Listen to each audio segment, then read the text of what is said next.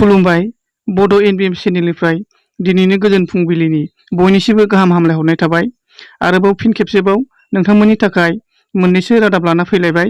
आसा खालामो नोंथांमोना आंनि चेनेलखौ अनसायगोन आरो सोरबाफोर गोदान दंब्ला साबस्क्राइब खालाम आरो खाथिनि बेल आइकनाव थुनानै हो। बर' हारिनि थाखाय फिन मोनसे गोजोनथाव खौरां। बर'नि फिसा जमुना बर'आ काजाखस्तानाव खुंफुंजानाय इन्टारनेशनेल बक्सिं टुर्नामेन्ट इल'डा कापआव भारतनि जाना गेलेनानै सिलभार मेडेल देरहानो हाबाय। जमुना बर'नि देरहासारनाया फिन बर' हारिनि थाखाय मोनसे गोग्गाथावना खालामदों।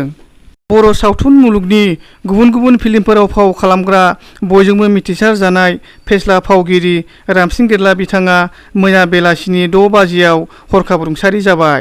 न'खरनि सोद्रोमाफोर मिथिहोनाय बादिब्ला बिथां रामसिं गेरलाया सिगां समनिफ्रायनो लोमजानाय देहाया मोजां थासारियाव गैयामोन होननानै खौरां मोननाय जादों।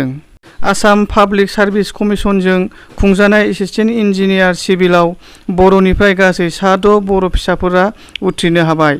आनजादाव उथ्रिनो हानाय बर' फिसा बिथांमोनानो जाबाय दिगन्त बर', भुपेन बर', देबजित रामसियारि, सयानिका मुसाहारि, मृदुस्मिता बर', खन्थाइ बसुमतारि।